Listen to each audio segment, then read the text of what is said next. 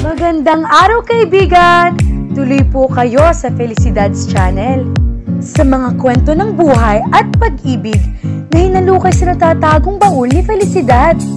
Pero bago po tayo magpatuloy, huwag niyo pong kalilimutan na i-like ang video, i-subscribe ang channel, at i-click ang notification bell para lagi kayong updated sa mga parating pa na upload.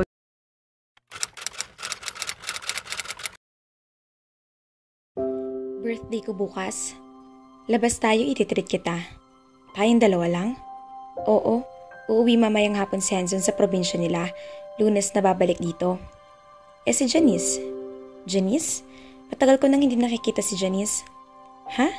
Nag-break na kayo? Hindi kami magkasundo sa maraming bagay.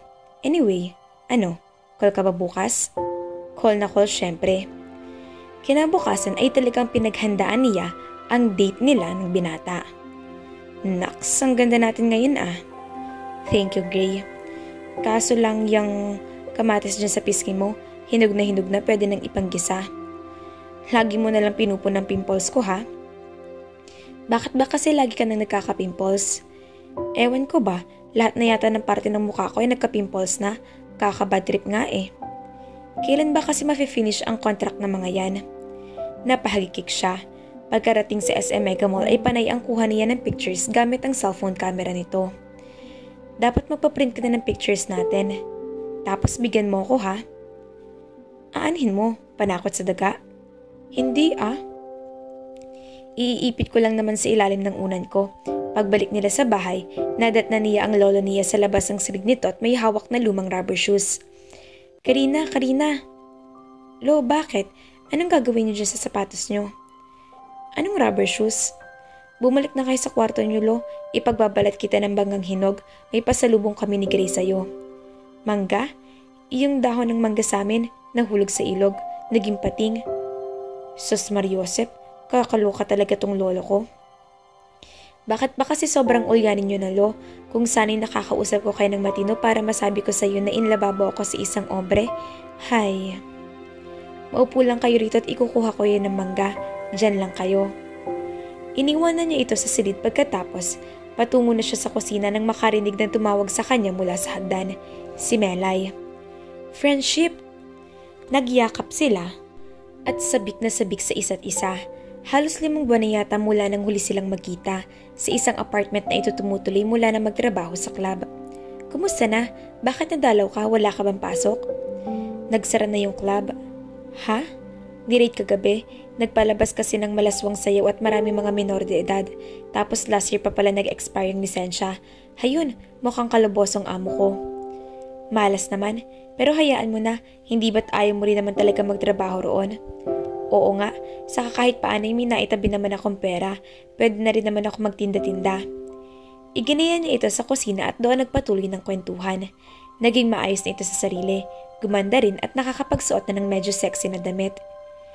Mahigit 2 taon ka rin nagtrabaho sa club, no? Oo, 3 na nga sana next month eh. Buti ka pa't may naipan kahit paano. Sana lang ay mapag-aral na ako ni Tita Annette. Kumusta na nga pala siya?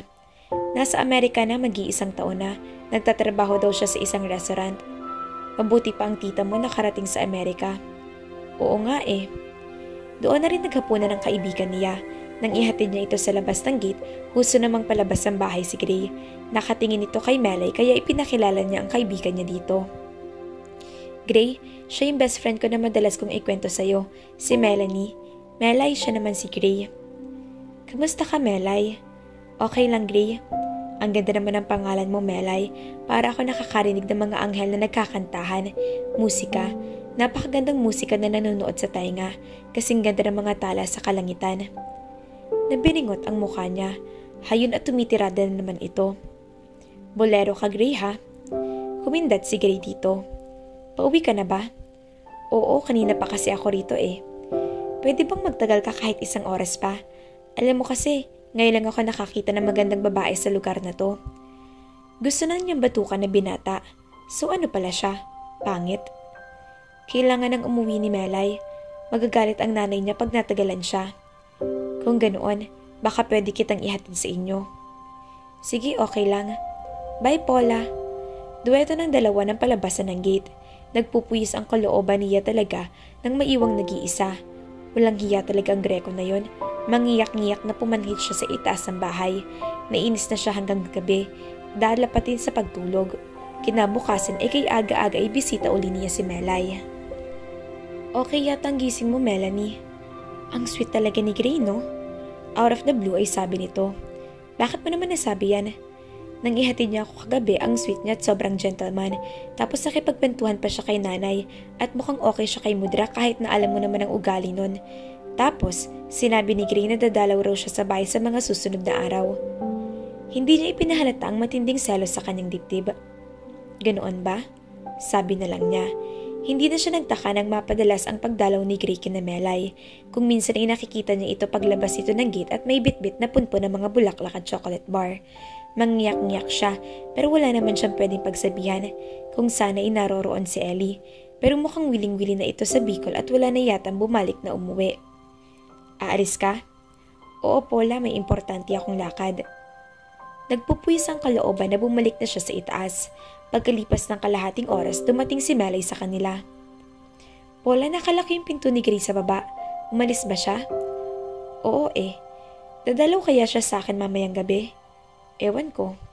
Hay, tinamaan na yata ako kay Gray, Paula. Gwapo na, maginoo pa.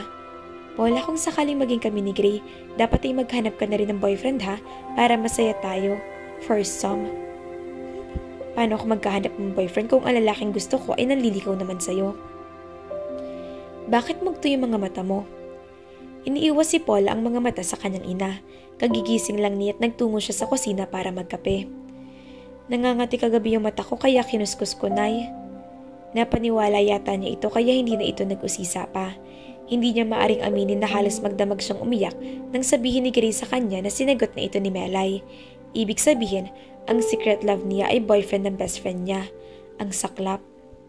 Siya nga pala, tumawag sa akin ng tita Anat mo kani-kanina lang. Sabi niya mag-enroll ka na raw sa susunod na pasukan. Maayos naman na daw ang trabaho niya roon, tapos may sustento rin siya mula kay Henny. Kahit paano'y nabawasan ang lungkot sa dibdib niya. Talaga, Nay? Oo, Abril na ngayon. Sa susunod na buwan ay pwede ka na mag-enroll. Yay! Ano bang kursong gusto mong kunin? Wala pa po ako naiisip, Nay. Sabi ng tita Anat mo, kahit 2 taon na lang na kursong kunin mo, pagka-graduate mo raw ay kukunin ka niya dadalhin ka sa Amerika. Talaga po? Oo, kaya mag-aral kang mabuti ha? Oo naman, Nay. Pero paano si Lolo kapag nag-aaral na ako? Hihinto na ako sa pagtatrabaho, yun ang sabi ng tita Anat mo. Dadagdagan na lang daw niyang ipapadala sa iyo buwan-buwan para may panggastos dito kahit paano. O kaya ay magtitinda na lang ako siguro ng barbecue dyan sa tapat para mabantayan ko pa rin ang lolo mo. Okay po yan, Nay. Masaya siya buong maghapon, ngunit kinagabihan ay bumalik na naman ang lungkot sa dibdib. Nang matanaw si Gray mula sa bintana na palabas sa gate. Bihis na bihis. Alam na niya kung saan ito papunta. Susunduin ito si Melay.